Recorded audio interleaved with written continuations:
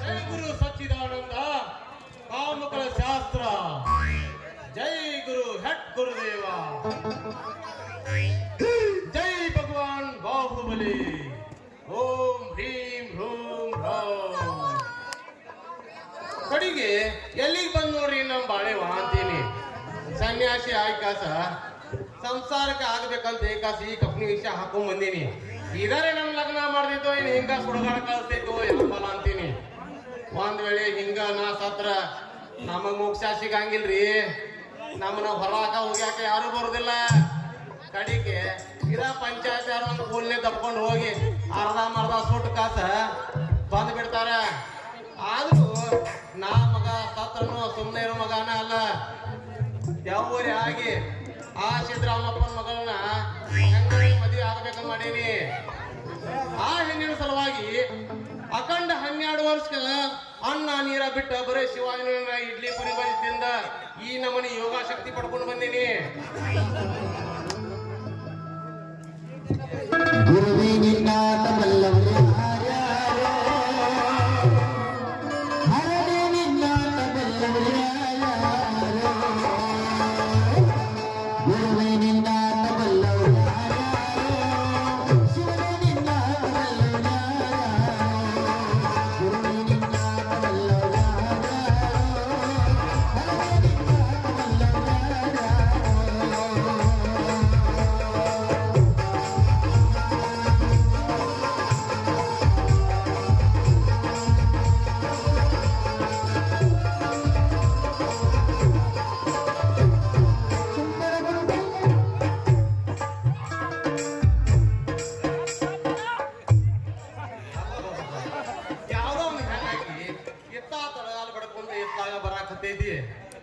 ಬಂದರ ಬರ್ಲಿಗಪ್ಪ.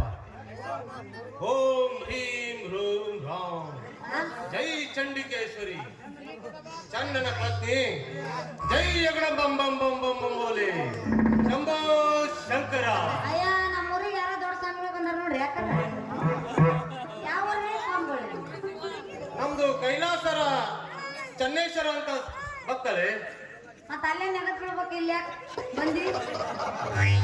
ಅಲ್ಲೇ ಪಾರ್ವತಿನ ಕರ್ಕೊಂಡ ಪರಮೇಶ್ವರನು ಹುಚ್ಚನಾಗಿ ತಿರುಗಾಡಿದಾಗ ನಮಗ ಬೇಕಾಗಿದ್ದ ಹೆಣ್ಣು ಕಳ್ಕೊಂಡ ನಾವು ಹುಚ್ಚನಾಗಿ ತಿರುಗಾಡಕತ್ತೀವಿ. ಹೌದನ? ನಿಮಗ್ ಬೇಕಾದ ಹೆಣ್ಣು ಇಲ್ಲೇ ಐತಿ ಅಂತ ನಿಮಗೆ ಹೆಂಗ್ ಗೊತ್ತಾಗ್ತಿ? ನಮ್ದ ಎಲ್ಲ ಗೊತ್ತು ಭಕ್ತರೇ. ನಾವು ದಿವ್ಯ ದೃಷ್ಟಿಯಿಂದ ಎಲ್ಲ ಕೊಂಡು ಹಿಡಿದಿರ್ತೇವೆ. ಪರಮೇಶ್ವರನು ದಕ್ಷ ಬ್ರಹ್ಮನ ತಲೆ ಕಡೆದು ತಗಲಿನ ತಲೆ ಇಟ್ಟಾಗ ನಾವು ನಮ್ಮ ಮಾವನ ಮಂಗ್ಯಾನ ಮಗನ ತಲೆ ಕಡ್ದ ಯಾವ್ದಾರ ಒಂದು ಮೈ ತೆರಿ ಇಡಬೇಕಂತ ಬಂದೀನಿ. ಅಲ್ಲೇ ಭಕ್ತರೇ, ಬಂದು ಒಡನೆ ಸ್ವಾಮಿಗಳಿಗೆ ನಮಸ್ಕರಿಸಿದ್ದು ಬಿಟ್ಟು ಹಾಗೆ ನಿಂತಿರಿಯಲ್ಲ, ನಿನ್ನನ್ನು ಸುಟ್ಟು ಬಿಡುತ್ತೇನೆ. ಮೊದಲ ಕೆಳಗ ಒಂದ್ ಪ್ಯಾಂಟ್ ಹಾಕಲ್ಲ ಸ್ವಾಮಿ. ಏನು ಸ್ವಾಮಿ ಎಲ್ಲ ಗೊತ್ತಾಯ್ತಂತಿ. ಅಲ್ಲ ನಾ ಈಗ ಬುಸ್ರಿ 9 ಆಗೈತ್ ನನಗ. ಏನು ಸುಮ್ಮಿರಿ ಅಪ್ಪ. ಅಲ್ಲ ನನಗ ಬಗ್ಗಾಗ ಬರಂಗಿಲ್ಲ ಅಂತ ಗೊತ್ತಿದ್ರು ಬಗ್ ಅಂತಿಯಲ್ಲ. ಆದ್ರೂ ನೀ ದೊಡ್ಡ ಸ್ವಾಮಿ ಇರ್ಬೇಕಪ್ಪ ಯಪ್ಪ. ಆದ್ರೂ ನಮಸ್ಕಾರ ಮಾಡ್ತೀನಿ ತಡಿ. ಮತ್ ಇಲ್ಲೇ ಬಿದ್ದಿಗೆ ಅಷ್ಟಪೃತಿ ಸೌಭಾಗ್ಯವತಿ ಭವ. ಓಂ ಶಂಭೋ ಶಂಕರ. ಯಾಕ್ರಿ ಸ್ವಾಮ್ಯಾರ ನಂದು ಇನ್ನೂ ಲಗ್ನ ಆಗಿಲ್ಲ. ಆಗ್ಲೇ ಒಂದು ಪುತ್ರನ ಹೊಡಿಲಿ ಅಂತ ಒಂದು ಆಶೀರ್ವಾದ ಮಾಡ್ತಿರಲ್ರಿ.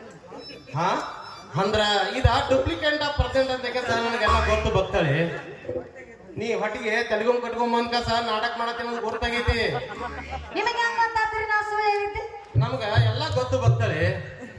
ನಿಮ್ ಮಾವನ ಲಗ್ನ ಮಾಡ್ಕೋಬೇಕು ಅಂತ ಹೇಗಸ ನೀ ನಾಟಕ ಮಾಡಕತ್ತಿ ಅನ್ನೋದು ಗೊತ್ತು ನಂಗ. ಹೌದೌದು ಸ್ವಾಮ್ಯಾರ ನಾ ನಿಮ್ಗೆ ಒಂದು ವಿಷಯನೇ ಹೇಳಿಲ್ರಿ. ನನಗ ರಾತ್ರಿ 12 ಗಂಟೆ ಸುಮಾರು ಟೈಮ್ ಇಟ್ಟತ್ರಿ. ಈಗ 4:15 ಆಗತ್ತಿಲ್ಲ. ಕರೆಕ್ಟ್ 5 ಗಂಟೆಗೆ ನನ್ನ ಮೈಯಾಗ ಕರಿಯಂಬ ಬರ್ತಾವಂತ. ಹೌದು, ಅವಾಗ ದೇವಿ ಬರ್ತಾವಂತ. ನೀವು ಇಷ್ಟು ಸಣ್ಣ ವಯಸ್ಸಿನಾಗ ಯಾಕ ಸನ್ಯಾಸಿ ಆಗಿರ ಅನ್ನೋದು ನಾ ಹೇಳ್ತೀನಿ ತಡ್ರಿ. ಹೇಳ್ರಿ. ಅಬ್ಬಾ ನಾವ್ ಏಷೆಲ್ಲ ಬೈಲು ಬಂದಂಗ ಕಾಣಕತ್ತಿದ್ರಿ. ಸಂಗು ನನ್ನ ಪ್ರೇಮದ ಇಂಗು ಒಮ್ಮೆ ನುಂಗು, ನನ್ನ ಪ್ರೇಮದ ನುಂಗು. ಅಯ್ಯ ಏನ್ ನುಂಗುಲೆ ನೀನ್ ಹಿಡ್ಕೊಂಡು? ನುಂಗು. ಅಯ್ಯ ನೀನ್ ಬಡೆ ಯಾಕಲ ಇವ್ನ್ರ ನಾನ ಈ ಕಾವಿ ಅದಕ್ಕಾಕಿ ಇಲ್ಲೇ ಇರೋದು ನೋಡ್ ಮಜಾ. ಹೋಗಿ ಒಂದು ಪದ ಮತ್ತ ಈ ಕಾವಿ ಎದು ಕರ್ಕೊಂಡ್ ಬಂದಿರತ್ತ ಅಂತೀನಿ ಮತ್ತ ಹೋಗಿ ಅಂತ ಬೈಕ್ ಬಲ್ಲಿ ಯಾಕೆ ಹಾ ನಾ ಬಸವರಾಜ್ ಹೋಗಮಾರ ಹೆಂಗ್ ಹೋಗಿಲ್ಲ ಡ್ಯಾನ್ಸ್ ಸರಿ ನಿಮ್ಮ ಅಪ್ಪ ಬಂದು ನೋಡಲೆ ನಮ್ಮ ಅಪ್ಪ ಬಂದ ನಾನು ತಕ್ಕಿಸ್ಕೊತೀನಿ ತಡಿ ಏನ್ ಲೋಬ್ರೆ ಹೋಗಿ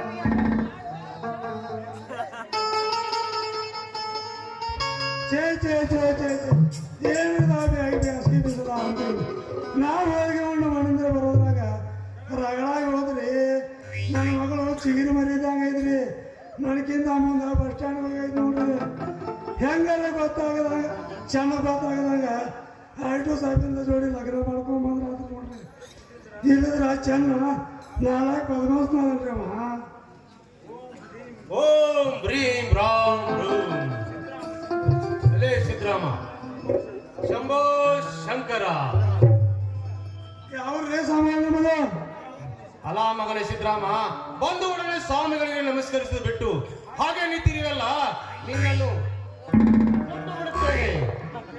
ಯಾರೇ ಬುದ್ಧಿ ಈ ಬಡವನ ಮ್ಯಾಗ ನಿಮ್ಮ ಹೊರಗಡೆ ತೆಗಿಬ್ಯಾಡ್ರಿ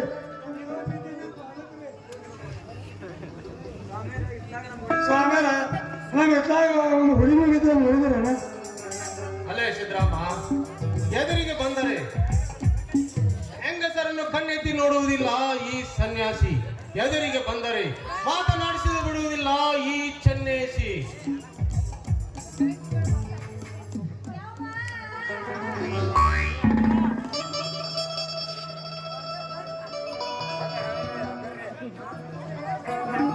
ಯಪ್ಪ ಏನ ನಾವು ನನಗೆ ಹೆಂಗ ಆಗಾಕತ್ತೈತಿ ಏನಾಗೈತಿ ಅಲ್ಲೇ ನಿಮ್ಮ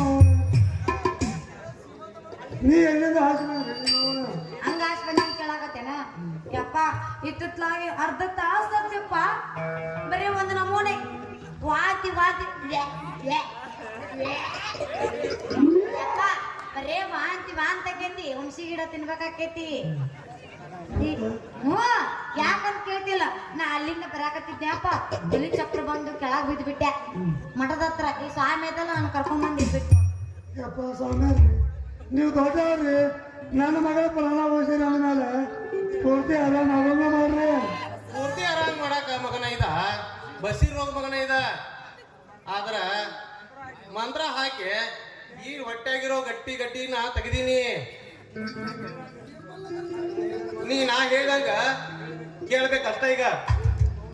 ನಿಮ್ಮ ಅವನು ಕಳೆ ನಿನ್ನ ಹೊಟ್ಟೆ ಆಗಿಂತ ಕಡಿ ಬೆಳಿಬೇಕಾದ್ರೆ ಯಾರ್ಯಾರ ಮನೆಯಾಗಿನ ಕೆಟ್ಟ ಕೆಡ್ತಂದು ಹೇಳೋದು ಯಾವ ನಿಮ್ಮ ಅಪ್ಪನ ಮರಿ ಅವನು ಕದೆ ಮುಗಿಸಿ ಕಲ್ಲಂಗಡಿ ತಿಂತೀನಿ. ಅಲ್ಲ ಮಗನ ಸಿದ್ರಾಮ, ನಿನ್ ಮಗಳ ಯಾರ ಮದುವೆ ಆಗ್ತಾ ಅನ್ನೋದು ಕೇಳ. ಕೊಡ್ಬೇಕು ನಿಮ್ಮ ಪಾದಕ್ಕೆ. ನಿನ್ನವನ ಯಾರ ಮದುವೆ ಹಾಕಿರೋ ನಿನ್ನವನ ನಾನು ಚಂದನ ಮದುವೆ ಹಾಕೀನಿ. ಮಾಡ್ಕೊಂಡು ಏನು ಮಾಡ್ತೀವ ಇಡ್ಲಿ ತುರಿಕೆ ಚಟ್ನಿ ಕೊಡ್ತಾನ ಅಂದ್ಮೇಲೆ ನೀ ಯಾಕೆ ಬಿಡ್ತೀವ ಅವನ ಕೈಯ ಅವನ ಜೊತೆ ಅವ್ರನ್ನ ಲಗ್ನ ಮಾಡ್ಕೊಡುದೇನ? ಹ್ಞೂ ರೀ. ಹಾಗಾದ್ರೆ ಬಾಯಲ್ಲಿ ಕರ್ಸಿ.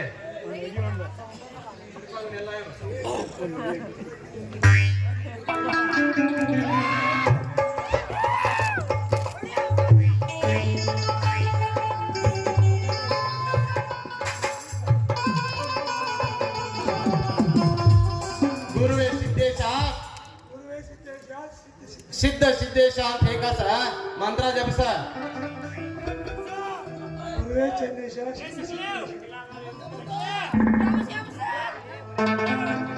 ನೀ ಇಲ್ಲೇ ನಿಂತು ಜಪ ಮಾಡು ಒಳ್ಳೆ ಬರ್ತನ.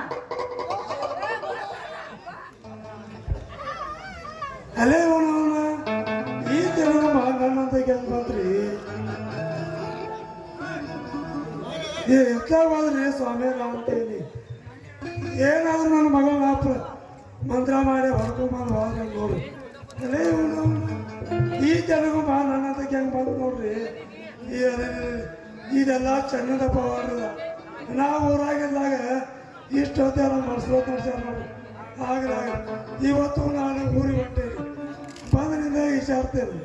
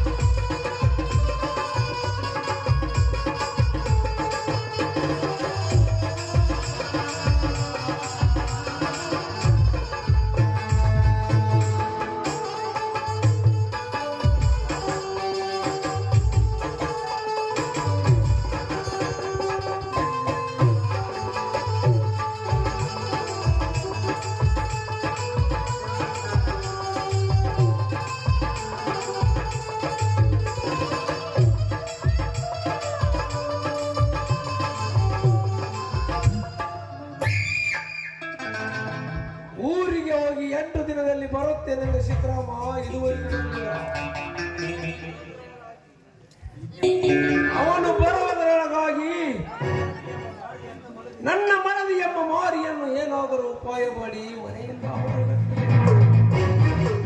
ನಂತರ ಸಿದ್ದರಾಮಪ್ಪನ ಎರಡೇ ಮಗಳು ಸರಿ ಅವಳ ಅಂಗ ಸುಖ ಸವಿಯಲೇಬೇಕೆಂದು ಮಾತು ಬಿಟ್ಟಿದೆ ಎನ್ನುವನ. ಅದಕ್ಕಾಗಿಯೇ ಉಳಿದರೆ ಸಂತು, ಇನ್ನು ಅವಳಿಗಾಗಿ ಕಾಗುವೆ ಒಂದು.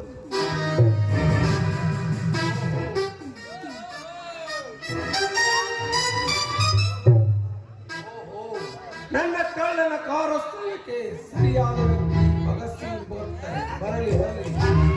ಆ ಭಗತ್ ಸಿಂಗ್ ಈ ದಿನ ನೀನೊಂದು ಕೆಲಸ ಮಾಡಬೇಕು. ಇದುವರೆಗೂ ನಿನ್ನನ್ನೇ ಹುಡುಕುತ್ತಿದ್ದೆ, ಎಲ್ಲಿಗೆ ಹೋಗಿದ್ದೆ? ಹುಡುಕಿದವರ ಕಣ್ಣಿಗೆ ಬೀಳುವಂತ ವ್ಯಕ್ತಿಯಲ್ಲ ಈ ಭಗತ್ ಸಿಂಗ್. ಒಬ್ಬರಿಗೆ ಸರಪವಿದ್ದಂತೆ ನಾನು ಹೈದರಾಬಾದ್ MLA ಕೊಲೆ ಮಾಡಲು ಕಾಂಟ್ಯಾಕ್ಟ್ ಹಿಡಿದಿದ್ದೆ. ಆ ಕೆಲಸ ಮುಗಿಸಿ ಕೈ ತೊಳೆದರಲ್ಲಿ ಕ್ಯಾ ಸಾಬ್, ಈ ಹುಲಿಯ ಹುಡುಕಲು ವಿಷಯವೇನು? ಯಾವನಾದರೂ ನಿಮಗೆ ತೊಂದರೆ ಮಾಡಿದ್ದರೆ ಅವನ ಕೆಲಸ ಮುಗಿಸಲು ಕಾಂಟ್ಯಾಕ್ಟ್ ಕೊಡಿ. ಯಾರೇ ಆಗಿರಲಿ ಅವನ ಋಣವನ್ನು ತಂದು ಒಪ್ಪಿಸುತ್ತೇನೆ ನಿಮ್ಮ ಪಾದಗೆ. ನೀನು ಮಾಡಬೇಕಾದದ್ದು ಕೊಲೆಯಲ್ಲ, ಬೀಸಬೇಕು ಮಾಯಾ ಮೋಸದ ಬಲಿ. ಆಗ ತಿಳಿಯುವುದು ನನಗೆ ನಿನ್ನ ಕಲೆ. ಬಾಯಲ್ಲಿ ವಿಷಯ ತಿಳಿಸುತ್ತೇನೆ.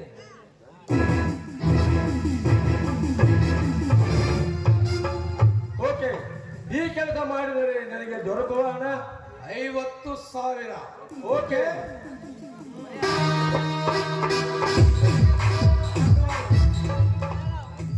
ಕೆಲಸ ಮುಗಿದ ಬಳಿಕೆ ಸುತ್ತಾನು ತೀರಿಸುತ್ತೇನೆ. ಏಕೆ ಭಯ ಬರುತ್ತೆ? ಬೇಕಾದರೆ ಶ್ರಾದ್ದ ಲೇಪನ ಮಾಡು. ಕ್ಯಾ ಸಾಬ್, ಈ ಭಗತ್ ಸಿಂಗ್ ಬೆದರುವವನಲ್ಲ. ಕೊಲೆ ಸುಲಿಗೆ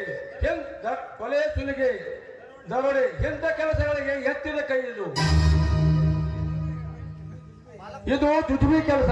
ತಿರುಗಿ ಹೊಳೆಯವರಲ್ಲೇ ಮುಗಿಸಿ ಬಿಡುತ್ತೇನೆ.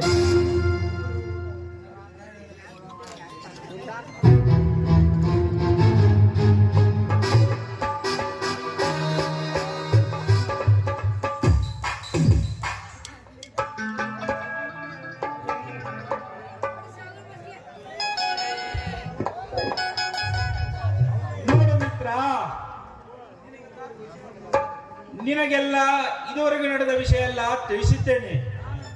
ನಾನಂತೂ ರಾಜ್ಯದ ಮುಖ್ಯ ನ್ಯಾಯಾಧೀಶರಾಗಿ ದೇಶ ಸೇವೆಗಾಗಿ ಹೊರಟಿರುವೆ. ನೀನು ಮಾತ್ರ ಭಾಗ್ಯಶ್ರೀಯ ಬಗ್ಗೆ ಯಾವುದೇ ಕಳಂಕ ಬರದಂತೆ ನೋಡಿಕೋ. ಯಾವ ಗಳಿಗೆಯಲ್ಲಿಯೂ ಯಾರಿಗೂ ಚಿತಿ ಬರಬಾರದು, ತಿಳಿತೆ? ಎಂತ ಮಾತನಾಡಿದೆ ಪ್ರೇಮಿ. ನಾನು ಕೂಡ ನನ್ನ ಸಹೋದರರಿಂದ ಒಂದು ವೇಳೆ ಅವಳಿಗೇನಾದರೂ ಅಪಾಯ ಬಂದರೆ ನನ್ನ ಪ್ರಾಣ ಕೊನೆಗೂ ಹೋರಾಡುತ್ತೇನೆ. ಆಯ್ತೆ, ಈಗ ಎಲ್ಲಿರುವ ನಿನ್ನ ಸಹೋದರಿ? ಈ ದಿನ ಶಿವರಾತ್ರಿ. ನನ್ನ ನೌಕರಿಯ ವಿಷಯ ತಿಳಿದ ತಕ್ಷಣ ಶಿವಾಲಯದ ಲಿಂಗಕ್ಕೆ ಅಭಿಷೇಕ ಮಾಡಿಕೊಂಡು ಬರಲು ಹೋಗಿದ್ದಾಳೆ. ಇಷ್ಟರಲ್ಲಿ ಬರಬಹುದು.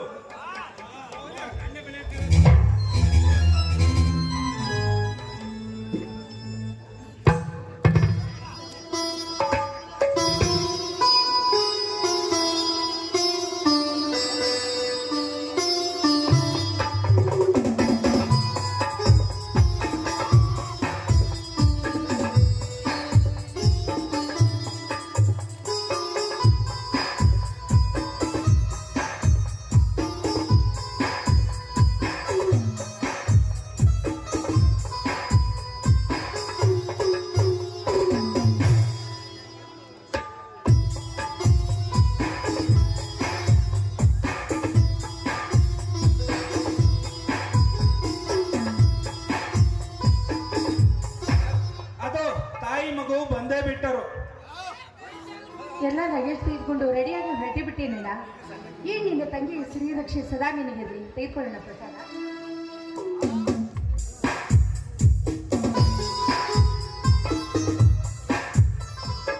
ನೋಡು ತಂಗಿ, ನೀ ಆಶೀರ್ವದಿಸಿದಂತೆ ಈ ನಿನ್ನ ಅಣ್ಣನಿಗೆ ಒಂದು ಅಭಯವಚನ ಕೊಡಮ್ಮ. ಏನೇನ ಅದು? ನೋಡಮ್ಮ, ಮಾನವನ ಜೀವನದಲ್ಲಿ ಎಡಲು ತೊಡಲು ಬರುವುದು ಸ್ವಾಭಾವಿಕ. ಈಗಾಗಲೇ ಜೀವನದಲ್ಲಿ ಸಾಕಷ್ಟು ನೊಂದು ಬೆಂದಿರುವೆ. ಏನಾದರೂ ಕಷ್ಟ ಕಾರ್ಪಣ್ಯಗಳು ಬಂದರೆ ಸಹಿಸಿ ತಾಳ್ಮೆಯಿಂದ ಹಿರಿಯರ ಸಮ್ಮುಖದಲ್ಲಿ ಕಟ್ಟಿದ ಆ ನಿನ್ನ ಕೊರಳ ಮಾಂಗಲ್ಯ ಮುಟ್ಟಿ ಆ ನಿನ್ನ ಮಾಂಗಲ್ಯಕ್ಕೆ ಚ್ಯುತಿ ಬರದಂತೆ ಬಾಳಬೇಕೆಂದು ಅಭಯವಚನ ಕೊಡಮ್ಮ. ಆಯ್ತಲ್ಲ, ನನಗೆ ಎಷ್ಟೇ ಕಷ್ಟ ಬಂದರೂ ಕೂಡ ಯಾವ ಆಮಿಷಕ್ಕೆ ನನ್ನ ಬಲಿಯಾಗುವುದಿಲ್ಲ ಅಂತ ಆ ಬಸವೇಶ್ವರನ ಸಾಕ್ಷಿಯಾಗಿ ನನ್ನ ಮಾಂಗಲ್ಯ ಮುಟ್ಟಿ ನನ್ನ ಹೆತ್ತ ಮಗನ ಮೇಲೆ ಆಣೆ ಮಾಡಿ ಹೇಳ್ತೀನಿ. ಎಂತ ಮುತ್ತಿನಂತ ಮಾತು ಹೇಳಿದೆ ಅಮ್ಮ ಈ ನಿನ್ನ ಸಹೋದರನ ಮುಂದೆ. ನೋಡು ತಂಗಿ, ನಾನು ರಜೆಗೆ ಬಂದಾಗ ನಿನ್ನ ಗಂಡನನ್ನು ಕರೆಸಿ ಬುದ್ಧಿ ಹೇಳುತ್ತೇನೆ, ತಿಳಿಯಿತೆ? ಮತ್ತೆ ನೀನು ಯಾವಾಗ ಬರುತ್ತೀಯಪ್ಪ? ಮತ್ತೆ ನೀನು ಯಾವಾಗ ಬರ್ತೀಯ ಮಾಮ? ಬಂದ ನಂತರ ನಮ್ಮ ಅಪ್ಪನನ್ನು ತೋರಿಸು. ಅವನಿಗೆ ನಾನು ಬುದ್ಧಿ ಹೇಳುತ್ತೇನೆ. ಅಮ್ಮ ಶಶಿ,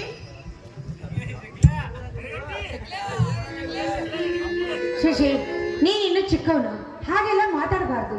ನೀನು ವಿದ್ಯಾವಂತನಾಗಿ ನಿಂದ ಚಿಕ್ಕಪ್ಪನ ಹಾಗೆ ನೀನು ನೌಕರಿ ಮಾಡ್ಬೇಕಪ್ಪ ಮುಂದೆ. ಅಮ್ಮ, ನಾನು ಶಾಲೆ ಕಲಿತು ನ್ಯಾಯಾಧೀಶ ಆಗುವುದಿಲ್ಲ. ಮತ್ಯಾವ ನೌಕರಿ ಮಾಡುತ್ತೀಯ? ಪೊಲೀಸ್ ಇನ್ಸ್ಪೆಕ್ಟರ್ ನಾಗಿ ನಮ್ಮ ಡ್ಯಾಡಿ ನಮ್ಮ ಮಮ್ಮಿ ಹೇಳಿದಂತೆ ಕೇಳಬೇಕು. ಹಾಗೇ ಮಾಡ್ತೇನೆ. ಒಂದು ವೇಳೆ ಕಸ್ಟಡಿಯಲ್ಲಿ ಇಡುತ್ತೇನೆ, ಅಲ್ಲವೇ ಮಮ್ಮಿ? ಮಗನ ಕಡೆಯಿಂದ ಬುದ್ಧಿ ಹೇಳಿಸ್ಕೊಳ್ಳುವಷ್ಟು ಬುದ್ಧಿಹೀನನಲ್ಲಪ್ಪ ನೀನು ತಂದೆ. ಇರಲಿ ಶಶಿ, ನೀನು ಮೊದಲು ವಿದ್ಯಾವಂತನಾಗು, ಪ್ರತಿನಿತ್ಯ ಸ್ಕೂಲಿಗೆ ಹೋಗು, ನಿನ್ನ ತಾಯಿಗೆ ತೊಂದರೆ ಕೊಡಬೇಡ, ತಿಳಿಯಿತೆ? ಆಯ್ತು ಮಾಮ. ನೀನು ಬರುವಾಗ ನನಗೆ ಪ್ಯಾಂಟು ಶರ್ಟ್ ಇರಲಿ. ಮೇಲೇಲು ಜಾಣಮರೆ, ತೆಗೆದುಕೋ ಈ ಹಣ. ಆ ಮಿತ್ರ, ನಾನಿನ್ನು ಬರುತ್ತೇನೆ ತಂಗಿ. ನಡೆ ಮಿತ್ರ, ನಾನು ಕೂಡ ಬಸ್ ಸ್ಟ್ಯಾಂಡಿನವರೆಗೂ ಬರುತ್ತೇನೆ. ನಿನ್ನನ್ನು ಅಲ್ಲೇ ಬಿಟ್ಟು ಲಾಭಕ್ಕೂ ತರುತ್ತೇನೆ.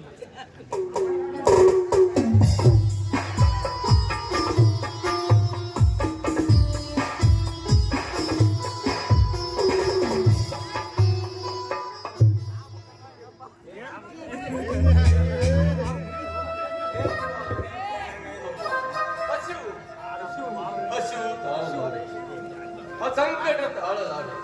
ಯಾರಾದರೂ ಪ್ರಸಾದವಿದ್ದರೆ ಕೊಟ್ಟು ಪುಣ್ಯ ಕೊಟ್ಬಿಡಮ್ಮ. ಮುಂಜಾನೆಯಿಂದ ಸಾಯಂಕಾಲವರೆಗೂ ದುಡಿದರು ಕೂಡ ಒಂದು ಹೊತ್ತಿನ ಊಟಕ್ಕೂ ಪರದಾಡುತ್ತಿರುವಾಗ ಈ ಕಾಲದಲ್ಲಿ ನಿನಗೆಲ್ಲಿಂದ ಕೊಡ್ಬೇಕಪ್ಪ ಪ್ರಸಾದ? ಹಾಗೆಲ್ಲ ಮಾತಾಡಬಾರದಮ್ಮ. ದೇವರು ಪರೀಕ್ಷೆಗಾಗಿ ಇಂಥವರನ್ನು ಕಳಿಸುತ್ತಾನೆ. ಕೊಟ್ಟಿದ್ದು ತನಗೆ, ಬಚ್ಚಿಟ್ಟಿದ್ದು ಪರರಿಗೆ. ಪಟ್ಟು ಕೆಟ್ಟಿತನ ಬೇಡ. ಮುಂದೆ ಇಲ್ಲವೇ? ಹಸಿದು ಬಂದ ಹರಕು ಬಟ್ಟೆ ತಿರುಕನಿಗೆ ಇಲ್ಲವೆನ್ನಬಾರದಮ್ಮ.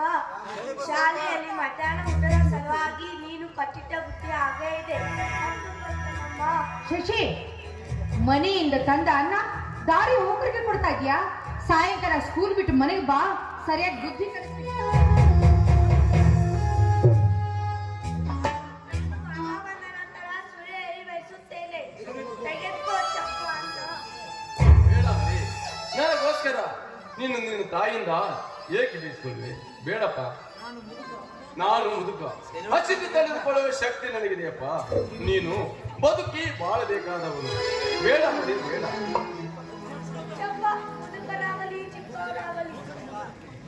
ಹುಚ್ಚಪ್ಪ ಮುದುಕನಾಗಲಿ ಚಿಕ್ಕವರಾಗಲಿ ಜೀವ ಮಾತ್ರ ಒಂದೇ ಅಲ್ಲವೇ? ಇದನ್ನು ನೀನು ಊಟ ಮಾಡುವವರೆಗೂ ನಾನು ಒಂದು ಹೆಜ್ಜೆ ಮುಂದೆ ಇಡಲಾರೆ. ತೆಗೆದುಕೋ ಈ ಡಬ್ಬಿ ತಲ್ಲಿ. ಆಯ್ತು ಮಗು, ನಿನ್ನ ಮನಸ್ಸು ನಾನೇಕೆ ನೋಯಿಸಲಿ? ನಿನ್ನನ್ನು ಹೆತ್ತ ಭಾರತಾಂಬೆ ಧನ್ಯಳು. ನಿಮ್ಮ ತರವಂತ ಕರ್ನಾಟಕ ಭುವನೇಶ್ವರಿ ಒಳ್ಳೆಯವಳಲ್ಲವೇ? ಕಾಲ ಬಂದ ಹಾಗೆ ಜೀವಿಸಬೇಕು ತಿರುಗಪ್ಪ. ಬರೀ ಕೊಡುವುದಿದ್ದರೆ ಬೇಡುವುರೇನು? ಪ್ರತಿನಿತ್ಯ ಇಲ್ಲೇರು ಅಂದರೆ ನಮ್ಮ ತಾಯಿ ಕಷ್ಟ ಬಿಸಿ ಬಿಸಿ ಅನ್ನ ನಿನಗೆ ಕೊಟ್ಟು ನಾನು ಹೋಗುತ್ತೇನೆ. ಆಯ್ತು, ಓದಿ ವಿದ್ಯಾವಂತನಾಗಿ ಬಾಳಿ ದೇವರು ನಿನಗೆ ಒಳ್ಳೆಯದನ್ನು ಮಾಡಲಿ.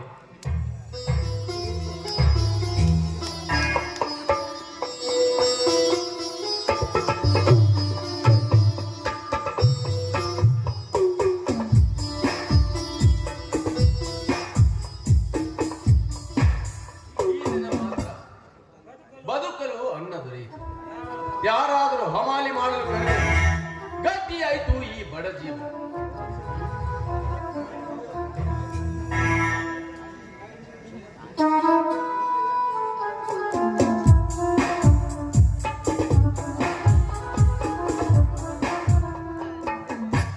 ಇಂದಿಗೆ 8 ವರ್ಷ ಗತಿಸಿದವು. ನಾನು ಅಧಿಕಾರಿಯಾಗಿ ಮಾಡಲು ಹೋದೆ. ಇನ್ನ ಮಣ್ಣ ಅತ್ತಿಗೆ ಹಾಗೂ ಅವರ ಮಕ್ಕಳು ನನ್ನನ್ನು ಗುರುತಿಸಬಹುದು. ಏನಾದರೂ ಮಗನೇ ಬಳಿಗೆ ಹೋಗುವುದು. ಇಲ್ಲಿ ಯಾರಾದರೂ ಕೂಲಿಯವರು ಸಿಗುತ್ತಾರೇನು? ಏನಯ್ಯ, ಯಾರಾದರೂ ಕೂಲಿಯವರು ಸಿಗುತ್ತಾರೇನು? ಸ್ವಾಮಿ, ಇದು ಹಳ್ಳಿ ಊರು. ಇಲ್ಲಿ ಯಾರು ಸಿಗುತ್ತಾರೆ ಕೂಲಿಯವರು? ನಿಮ್ದೇನಿದೆ ತೆಗೆದು ನಾನೇ ವರ್ತನೆ ಕೊಡಿದ್ದಾರೆ. ಈ ಸುಖೇಶ್ವರನು ಬೇಕಾಗಿತ್ತು, ಅದಕ್ಕಾಗಿ ನಾನೇ ಫ್ರೀಯಾಗಿ ವರ್ತನೆ ಕೊಡಿ ಸರ್. ಪಾಪ ನಿನ್ನನ್ನು ನೋಡಿದರೆ ಅಣ್ಣವಿಲ್ಲದೆ ಮುಖಕಮಲ ಬಾಡಿದಂತೆ ಕಾಣಿಸುತ್ತಿದೆ. ಹೊಟ್ಟೆಯ ಸಲುವಾಗಿ ಬರುವುದು ಬೇಡಪ್ಪ, ನಾನೇ ತೆಗೆದುಕೊಂಡು ಹೋಗುತ್ತೇನೆ.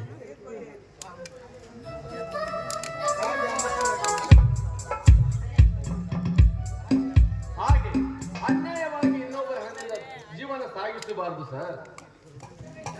ನನ್ನ ದುಡಿಮೆಗೆ ತಕ್ಕ ಸಂಭಾವನೆ ಕೊಡುವಂತೆ ನಾನೇ ವರ್ತನೆ ಕೊಡಿ ಸರ್.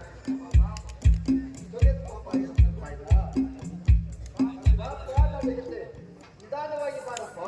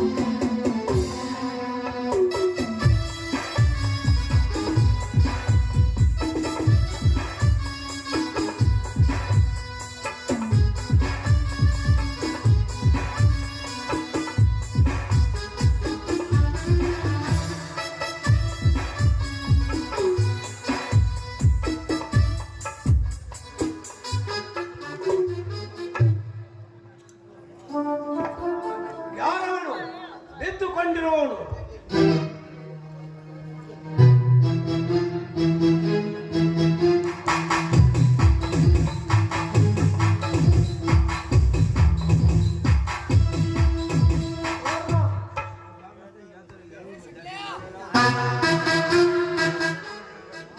ಯಾರವನು ಬಿದ್ದುಕೊಂಡಿರುವವನು?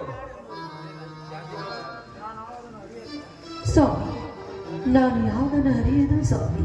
ಆಹಾ, ಆದರೆ ನೀವು ಬರಲಿಲ್ಲವೆಂದು ಆ ಚಿಂತೆಯಲ್ಲಿ ನಾನು ಮಲಗಿದ್ದೆ. ಆದರೆ ನನಗೊಂದು ತಿಳಿದಿಲ್ಲ ಸ್ವಾಮಿ.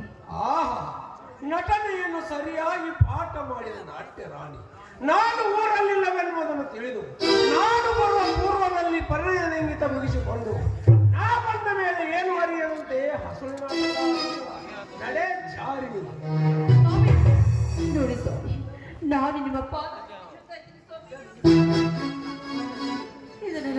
ಇದರಲ್ಲಿ ಏನು ಮೋಸ ಇದೆ ಸ್ವಾಮಿ? ಇದರಲ್ಲಿ ಏನು ಮೋಸ ಇದೆ? ಮೋಸ ಮೋಸ ನಡೆದಿಲ್ಲ. ಮೋಸ ನಡೆಸಿರುವೆ ಮಲಿನ ಕುಲದ ಜಾರು. ನಿನಗಿನ್ನು ಈ ಮನೆಯಲ್ಲಿ ಇಷ್ಟವಿಲ್ಲ. ನಡೆ ಮನೆ ಬಿಟ್ಟು. ಸ್ವಾಮಿ, ನಾನು ಯಾವ ತಪ್ಪು ಮಾಡಿದ್ದೇನೆಂದು ನನಗೆ ಈ ರೀತಿ ಶಿಕ್ಷೆ ನೀಡಿದ್ದೀರಾ ನೀವು? ಇಂಥ ಮಧ್ಯರಾತ್ರಿ ಕಾರ್ಗತ್ತಲೆ ಸಮಯದಲ್ಲಿ ಹೋಗಂದ್ರೆ ನಾನು ಎಲ್ಲಿಗೆ ಹೋಗ್ಲಿ ಸ್ವಾಮಿ? ನಾನು ಎಲ್ಲಿಗೆ ಹೋಗ್ಲಿ?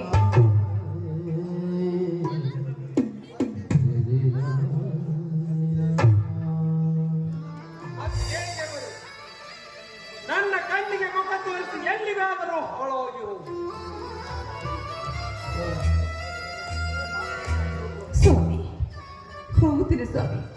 ಒಂದೇ ಒಂದು ಸಾರಿ ನನ್ನ ಸತಿ ಜಾರಣೆ ಇಲ್ಲವೆಂದು ನನಗೆ ಆಶೀರ್ವಾದ ಮಾಡಿ.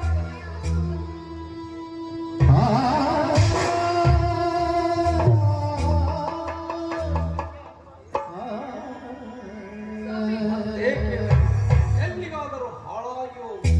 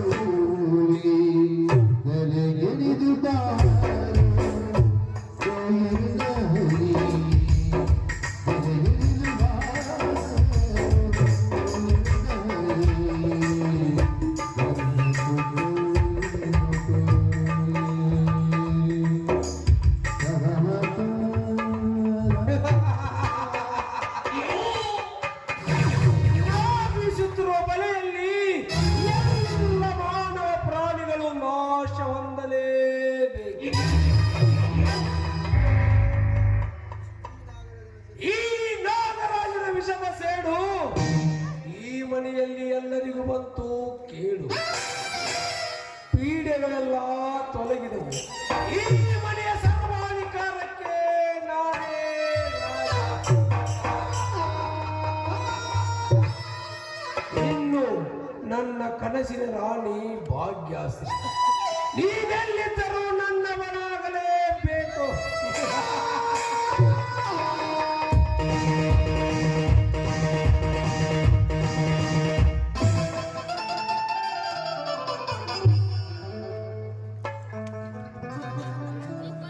ಎಷ್ಟಪ್ಪ ನಿನ್ನ ಅಬಾಲೆ ಕೂಲಿ?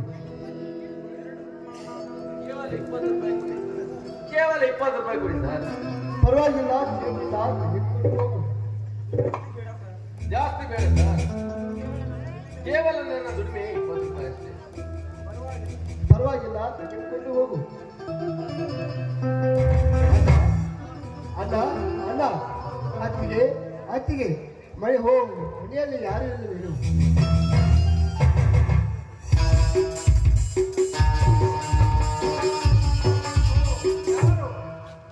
ಪರಿಚಯವಿಲ್ಲ ಮನೆಯಲ್ಲಿ ಬಂದು ಇಲ್ಲದವರ ಹೆಸರೆತ್ತಿ ಕೂಗಿದವರು.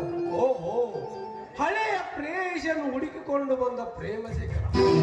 ಕೇಳಿಲ್ಲವೇ ನಿಮ್ಮ ಅಣ್ಣನವರ ಸಂಸಾರದ ಕಥೆಯನ್ನು? ಇಲ್ಲ, ಏನಾಯ್ತು ನಮ್ಮ ಅಣ್ಣನ ಸಂಸಾರ? ನೋಡು, ನೀನು ಹೋದ ಮರುದಿನವೇ ನಿನ್ನ ಅತ್ತಿಗೆ ಓಡಿ ಹೋಗಿ ಆ ಬಡಬಿಕಾರಿ ಕೃಷ್ಣನ ಮನೆ ಸೇರಿದ್ದಾಳೆ. ಇನ್ನು ನಿನ್ನಣ್ಣ ಅದನ್ನೇ ಮನಸ್ಸಿಗೆ ಪರಿಣಾಮ ಮಾಡಿಕೊಂಡು ಹುಚ್ಚನಾಗಿ ಬೀದಿ ಬೀದಿ ತಿರುಗುತ್ತಿದ್ದಾನೆ. ಇನ್ನು ನನ್ನ ಹೆಂಡತಿ ನಿನ್ನ ಮುದ್ದಿನ ತಂಗಿ ಡಿಲಿವರಿ ಸಮಯದಲ್ಲಿ ಕೂಸು ಬಾನತಿ ಇಬ್ಬರು ಆಸ್ಪತ್ರೆಗೆ ಹಸುನಿಗೆ. ಕೇಳಿದೆಯಾ ಈ ಮನೆಯ ದುರಂತ ಕಥೆಯನ್ನು?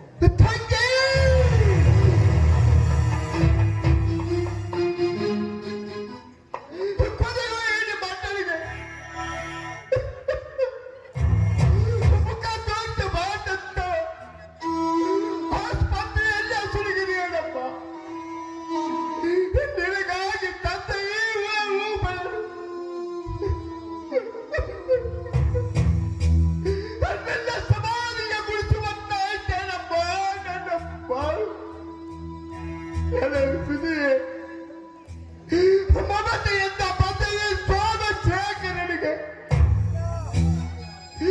ಸಿಡಿದ ಆಘಾತವನ್ನು ನೀಡಿದೆಯಾ? ಅಯ್ಯೋ ವಿಧಿ! ಬಲಾಧಿಕಾರಿ ಕೃಷ್ಣ ಹೂವಿನ ಮನೆಗೆ ಎರಡು ಬಗೆದೆಯಾ? ಅದಕ್ಕಾಗಿ ಇದುವರೆಗೆ ನೀನು ನನಗೆ ಕಾಗದ ಬರೆದಿಲ್ಲ.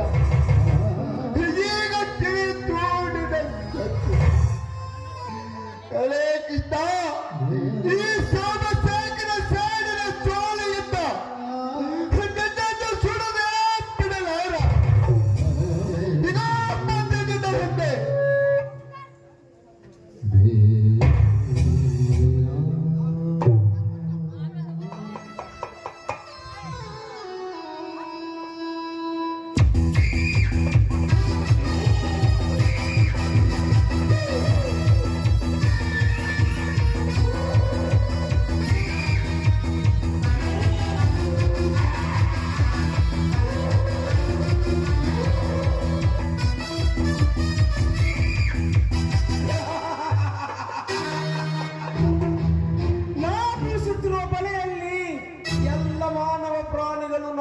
ಹೊಂದಲೇ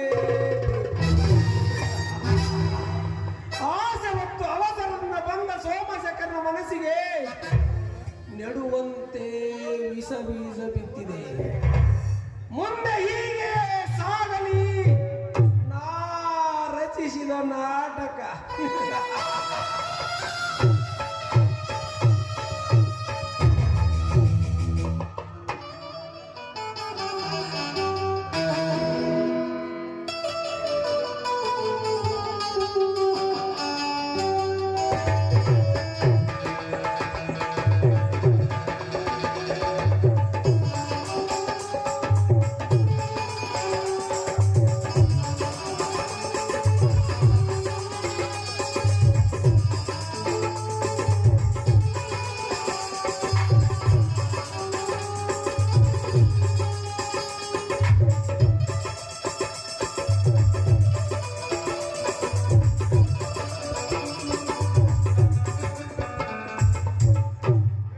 ಬೇಡಿ, ಹೊಡಿಬೇಡ್ರಪ್ಪ, ಹೊಡಿಬೇಡಿ.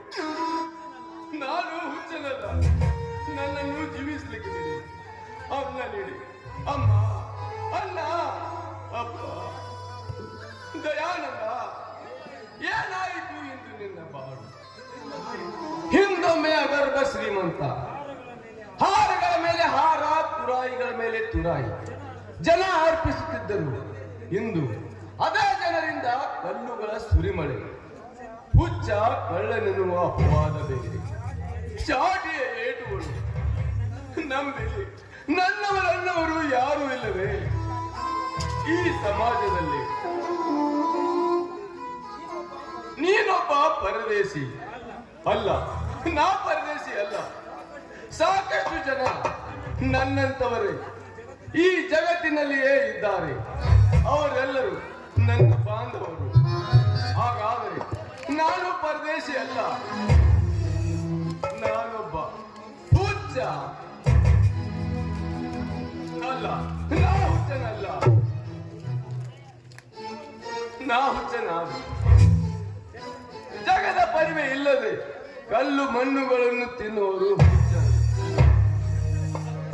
ಬೆತ್ತಲೆ ತಿರುಗಾಡುವರು ಹುಚ್ಚರು. ಆದರೆ ನಾ ಹುಚ್ಚನಲ್ಲ, ನಾನು ಕಳ್ಳ ಅಲ್ಲ, ನಾ ಕಳ್ಳನಲ್ಲ. ಕಳ್ಳನಾದರೆ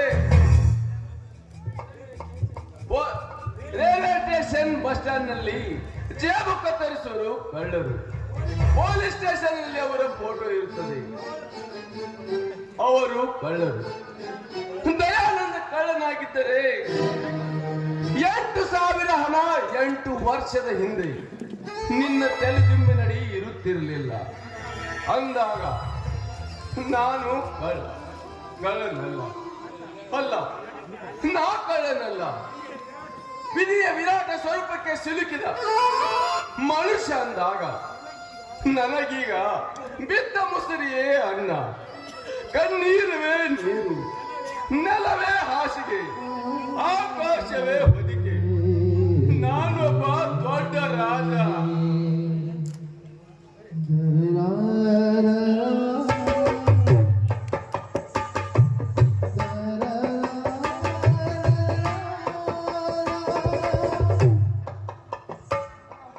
ಅಮ್ಮ, ಹೊಟ್ಟೆ ಹಸಿತಾ ಇದೆ, ನಡಿಲಿಕ್ಕಾಗದಿರಮ್ಮ, ಎಲ್ಲಿಗೆ ಹೋಗುವುದು?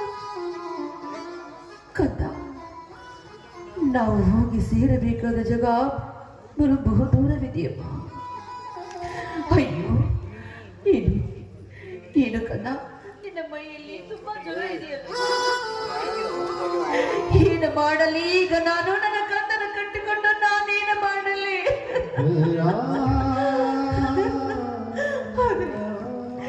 ಡಾಕ್ಟರ್ ಹತ್ರ ತೋರಿಸಬೇಕಾದ್ರೆ ಕೈಯಲ್ಲಿ ಬಿಡುಕಾಸವಿಲ್ಲ.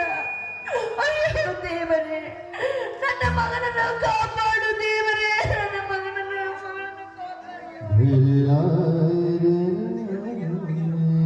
ನನಗೇನೋ ಆಗಿಲ್ಲಮ್ಮ, ನಾನು ಸುಮ್ಮನೆಗೆ ಇದೆ. ನೋಡಮ್ಮ, ಯಾರೋ ಒಬ್ಬರು ನನ್ನ ಹಾಗೆ ಅನ್ನ ತಿಂತಾರಮ್ಮ. ಆ ದೇವರು ನಮ್ಮಂದವರಿಗೆ ಈ ರೀತಿ ಕಷ್ಟಗಳನ್ನು ಹೇಗೆ ಕೊಡ್ತಾರಮ್ಮ? ನಮ್ಮ ಮನೆಯಲ್ಲಿ ಅಪ್ಪ ಅಮ್ಮ ಯಾರಿಲ್ಲವೇನಮ್ಮ?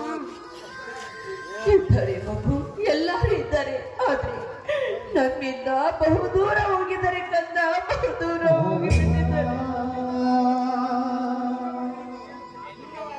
ದೂರವಾಗಲು ನೀನೇನೋ ಅಂತ ಕೆಟ್ಟ ಕೆಲಸ ಮಾಡಿದೆ ಅಮ್ಮ.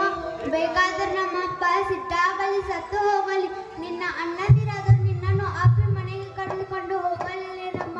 ಹಾಯಾಗಿ ಅನಾಥಾಶ್ರಮದಲ್ಲಿ ಸರ್ಕಾರ ಕೊಟ್ಟ ಅನ್ನ ತಿಂದು ಹಾಯಾಗಿ ಗೆಳತಿರ ಜೊತೆಗೆ ಓದಿಕೊಳ್ಳುತ್ತಿದ್ದೆ. ಸುಮ್ಮನೆ ನನ್ನೇಗೆ ಕರೆದುಕೊಂಡು ಬಂದಿಯಮ್ಮ. ಮಾತನಾಡಿ ಚಿಕ್ಕವರಿಂದ ಹಿಡಿದು ಹಿರಿಯರ ಕಡೆಯಿಂದ ಬಯಸಿಕೊಳ್ಳುವ ನನ್ನ ಹಣ ಬರದಲ್ಲಿ ಹೇಗೆ ಬರೆದಿರ ಮಾತು ಯಾರು ಮಾಡಲು ಸಾಧ್ಯಕ್ಕಲ್ಲ. ನೀನಾದ್ರೂ ಅಂದಿದ್ದು ತಪ್ಪಲ್ಲ. ನಾ ಮಾತಾಡುದು ತಪ್ಪಾಯ್ತೇನಮ್ಮ, ಕ್ಷಮಿಸಮ್ಮ. ಆ ತಿರುಗ ಬಿದ್ದು ಉಳ್ಳಾಡ್ತಿದ್ದಾನೆ, ಎಬ್ಬಿಸಿ ಕುಂಸನ ಬಾರಮ್ಮ.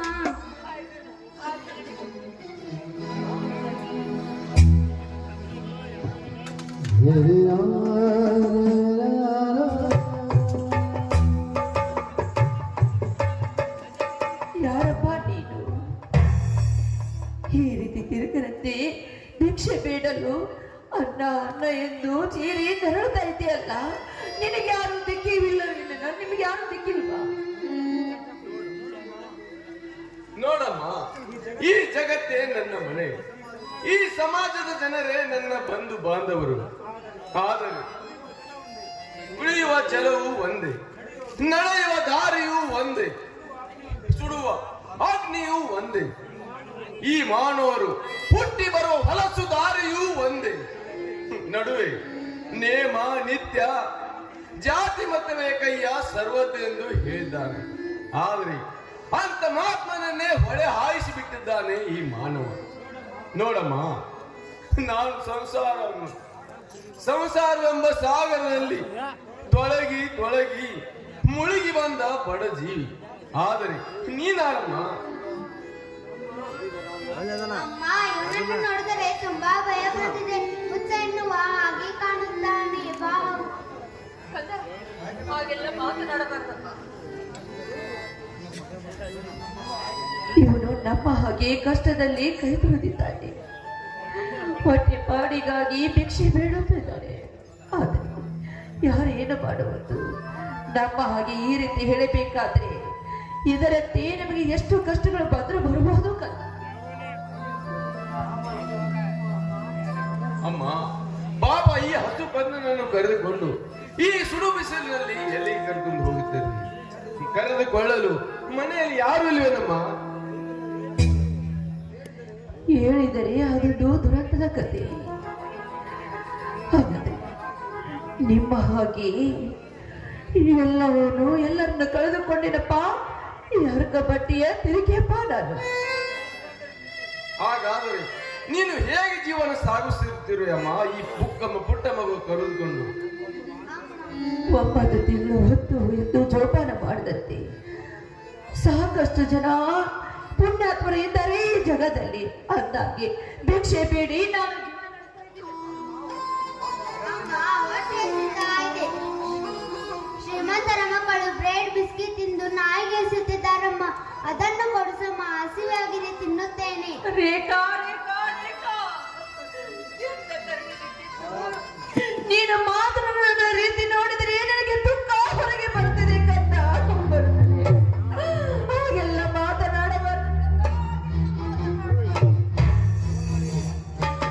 ಶ್ರೀಮಂತರ ಮನೆಯಲ್ಲಿ ಬ್ರೆಡ್ ಬಿಸ್ಕಿಟ್ ತಿಂದು ಬದುಕುತ್ತಾರೆ.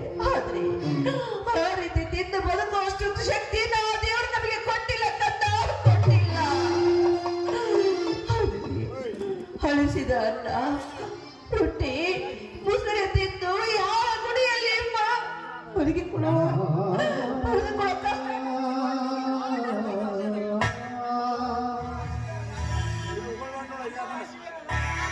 ಹಸಿವೆ ಆದಾಗ ಹಳಸಿದ ಅನ್ನ, ತಂಗಳು ರೊಟ್ಟಿಯ ಚುಡು, ಮಲ್ಲಮ್ಮನ ಮನೆ ದೇವನಾದ ಮಲ್ಲಿಕಾರ್ಜುನ್ ಪಂಚಾಮೃತವೆಂದು ಅದನ್ನೇ ಸಂತೃಪ್ತಿ ಪಡಲಿನ್ನೇನಮ್ಮ. ಯಾವಾಗಲೂ ಉಣ್ಣುವ ಅನ್ನ, ಉಡುವ ಬಟ್ಟೆಗಳು ನಮಗೆ ಬೇಕಂದ್ರೆ ಸಿಗುವುದಿಲ್ಲಮ್ಮ. ಅದಕ್ಕೆಂದೇ ಮಹಾತ್ಮ ಗಾಂಧಿ ಸ್ವತಃ ಚರಕದಿಂದ ನೂಲು ತೆಗೆದು ಮಣ್ಕಾಲುವರೆಗೆ 3 ಮೊಳದ ಖಾದಿ ಪಂಚೆ ಉಟ್ಟು ಜೀವನ ಸಾಗಿಸ ಇಲ್ಲವೇನಮ್ಮ. ಆಹಾ, ಎಂತ ಮುದ್ದಿನಂತ ಮಾತು ಮಾತಾಡಿದೆಯಮ್ಮ. ಈ ಮಾತನ್ನು ನನಗೆ ಯಾರು ಹೇಳಿಕೊಟ್ಟಿರುತ್ತಾರೆ?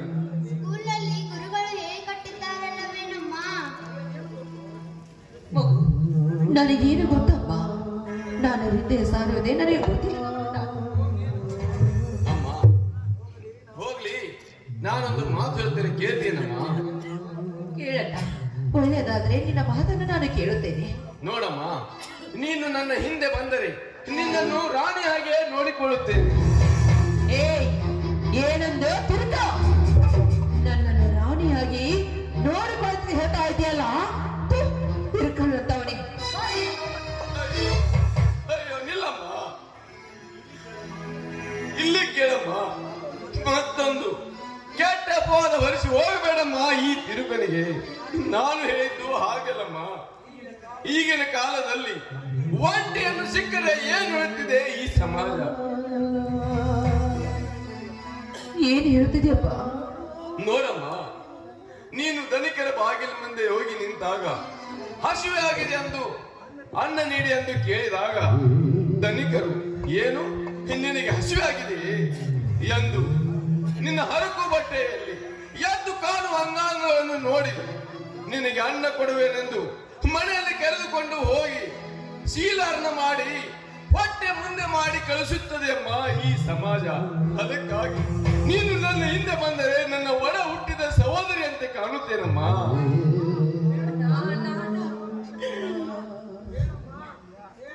ಬೇಡಮ್ಮ, ಅನಾಥ ದೇವ ರಕ್ಷಕ, ಎಲ್ಲರಿಗೂ ದೇವರಿದ್ದಾನೆ, ಬಾ ಹೋಗೋಣ.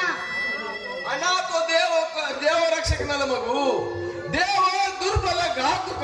ನಿನಗೆ ಗೊತ್ತಿಲ್ಲ ಈಗಿನ ಕಾಲ. ತಿಳಿಯದೆ ನಾನು ನಿಮಗೆ ಬಾಯಿಗೆ ಬಂದ ಹಾಗೆ ಬೈಬಿಟ್ಟೆಣ್ಣ. ಅಣ್ಣ, ಈ ನಿನ್ನ ಒಳ ಹುಟ್ಟಿದ ಸಹೋದರಿ ಎಂದು ಭಾವಿಸಿ ಹೋಗುವುದಾದರೆ ಎಲ್ಲಿಗೆ ಹೋಗುವುದಣ್ಣ? ಬೇಡಮ್ಮ, ಎಂತ ಮಾತು ಮಾತಾಡಿದೆಯಮ್ಮ ಈ ನಿರ್ಗತಿಗೆ ನೀನು. ಅದೋ ನೋಡಮ್ಮ, ಅಲ್ಲಿ ಕಾಣ್ತಿದೆಯಲ್ಲ ಬಸವೇಶ್ವರ ದೇವಸ್ಥಾನ. ನೀವು ಅಲ್ಲಿ ಕುಳಿತಿರಿ, ನಾನು ಭಿಕ್ಷೆ ಬೇಡಿ ಹಣ ತರುತ್ತೇನೆ. ಗಂಡಸರು ಕೈ ಹಿಡಿದರೆ ಯಾರು ಕೊಡುದಿನ ಹಣ. ಈಗಿನ ಕಾಲದಲ್ಲಿ ನನ್ನಂತ ಹುಡುಗಿಯರು ಕುಡಿದರೆ ಕೈ ತುಂಬ ಹಣ ಕೊಡುತ್ತಾರೆ. ಮಾಮ, ನನಗೂ ಸ್ಕೂಲಲ್ಲಿ ಗುರುಗಳು ಹಾಡನ್ನು ಕಲಿಸುತ್ತಾರೆ. ನಾನು ನಿನ್ನ ಜೊತೆ ಡ್ಯಾನ್ಸ್ ಮಾಡುತ್ತೇನೆ. ಆಯ್ತು, ನೀವಿಬ್ಬರು ಹಾಡಿ ಕುಡಿಯಿರಿ, ನಾನು ಧನಿಕರ ಹಾರಿಕೊಟ್ಟ ಹಣವನ್ನು ತೆಗೆದುಕೊಂಡು ಬರುತ್ತೇನೆ.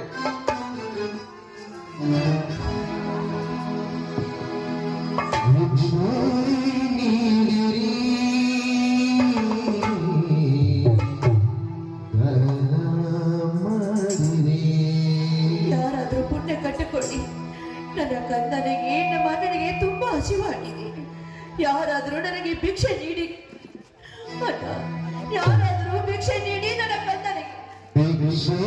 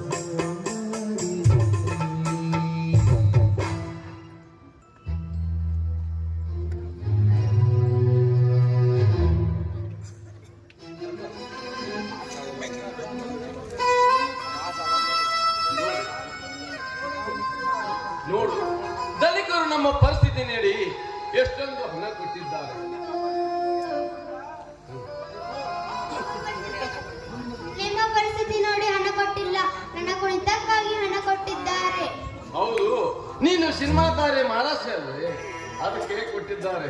ಅಲ್ಲ, ನೀನು ಡಾಕ್ಟರ್ ರಾಜ್ಕುಮಾರ್, ಅದಕ್ಕೆ ನಿನ್ನ ಹಾಡಿಗೆ ಕೊಟ್ಟಿದ್ದಾರೆ. ನಿಮ್ಮಿಬ್ಬರ ಮುಖ ನೋಡಿ ಕೊಟ್ಟಿಲ್ಲ, ಈ ಸಹೋದರಿ ಮುಖ ನೋಡಿ ಕೊಟ್ಟಿದ್ದಾರೆ ಅಷ್ಟೇ. ಸರಿಯಾಗಿ ನೋಡಮ್ಮ. ನೀವು ಆ ದೇವಸ್ಥಾನ ಹತ್ರ ಕುಳಿತಿರಿ, ನಾನು ಪೇಟೆಗೆ ಹೋಗಿ ಬೇಬಿಗೆ ಬಿಸ್ಕಿಟ್, ಅಕ್ಕಿ, ಹಾಲನ್ನು ತೆಗೆದುಕೊಂಡು ಬರುತ್ತೇನೆ. ಸರಿ ಅಣ್ಣ.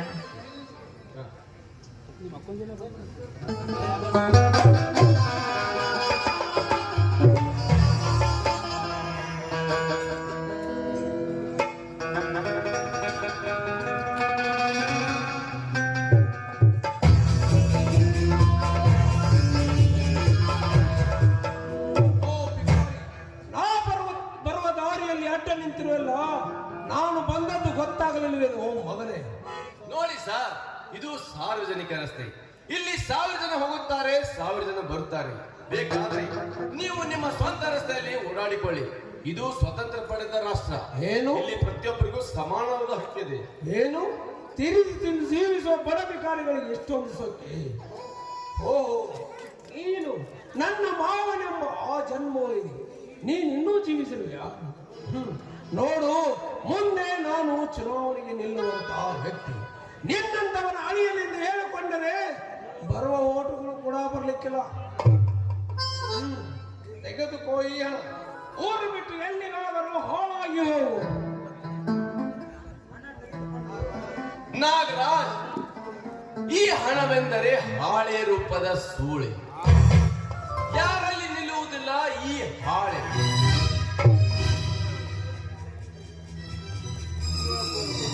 ಇವಳೊಬ್ಬಳು ಚಂಚಲೆ, ಆದರೆ ಇವಳಿಗೆ ತುಂಬಾ ಬೆಲೆ ಇದೆ.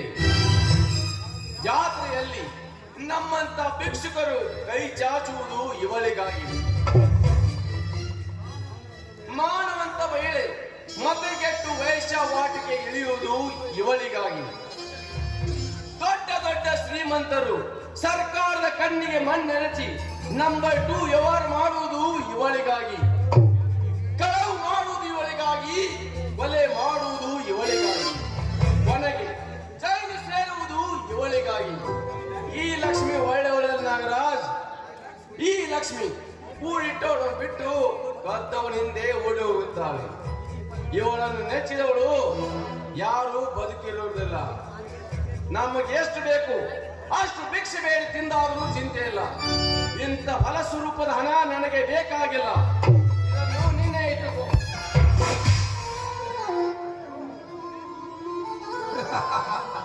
ಹಣದ ಮೇಲೆ ಇಷ್ಟೊಂದು ಸೊಕ್ಕೆ. ಒಂದು ದಿನ ಇದೇ ಹಣದಿಂದಲೇ ನಿನಗೆ ಮುತ್ತು ಕೊಡುತ್ತೇನೆ.